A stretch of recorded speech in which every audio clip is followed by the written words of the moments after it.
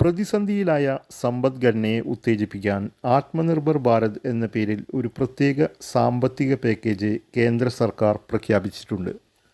അതിൻ്റെ വിശദാംശങ്ങൾ നോക്കാം.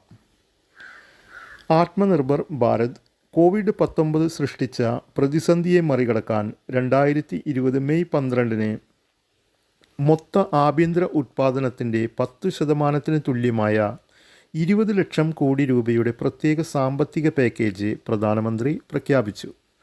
സമ്പദ് വ്യവസ്ഥ, അടിസ്ഥാന സൗകര്യ വികസനം, വ്യവസ്ഥ, ഊർജ്ജസ്വലമായ മനുഷ്യശേഷി, ആവശ്യകത എന്നീ 5 ആശയങ്ങളിലൂന്നിയുള്ള പ്രവർത്തനങ്ങളിലൂടെ സ്വാശ്രയ ഇന്ത്യ എന്ന ലക്ഷ്യം നേടുമെന്നാണ് പ്രധാനമന്ത്രി നരേന്ദ്രമോദി അറിയിച്ചത്.